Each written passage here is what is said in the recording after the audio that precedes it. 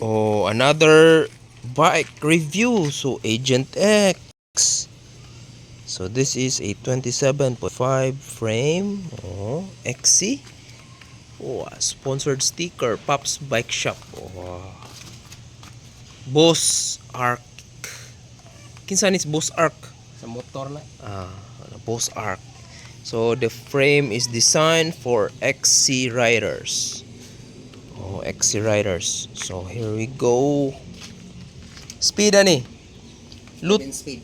Lutwo 10? 10? 11. 11 speed? 1146. 1146. The largest cog is 4060. So this is the LTW Lutwo AX. So 11 speed series cogs and connected with a gold chain. Oh, KMC gold chain. KMC? Oh. KMC gold chain. Oh. 12 speed. 12 speed, but his bike is 11 and using a chain ring of 3080. Oh, oval. This is oval from Decas. Oh, Hasen din eh? Hasen. Hasen, no? And Hasan and crank is Tanke. Oh. Color theme for this bike is purple. Hasan. Oh. So good kayo. No front derailleur, only operating on a single speed. Okay. And this one is the 11. So the smallest cog is 11. The largest is 46. And the rim is colored with purple. Tubeless ni? Oh. Tubeless. Quicksand. Tires. Submit Iborim. Submit. Submit Evo rim. Colored by purple. Him. There you go. There's a heart here. Oh. Backlight light. Heart. Oh. West Biking series. Oh.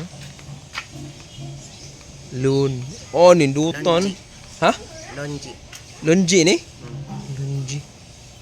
Itaning di takabaw mo spelling yun eh. 27.2 ang size ani. So Agent X. Yup. And the cockpit is saan eh? Hasen headset. Hasen headset ni. The purple theme headset. 4.4. Negative 25. 17. Negative 17? Negative 25 malagi ni. Negative 17. Negative 17. Oh. Wow. Handlebar MR tools. Oh. Then the shifter is LT Wu AX series. Brake Shimano MT200. And paired with MT200, no? Oh, caliper. And paired with a 203 rotors. So larger than your regular rotors. Oh, lami ah. Front fork is RockShox Seed, also known as Seed Ultimate SL. Pero unsa ni? 27.5 120 travel. 27.5 120. Boost through axle. Boost ni? Boost through axle. Boost through axle na remote lockout. And this is connected here. Oh. Boost.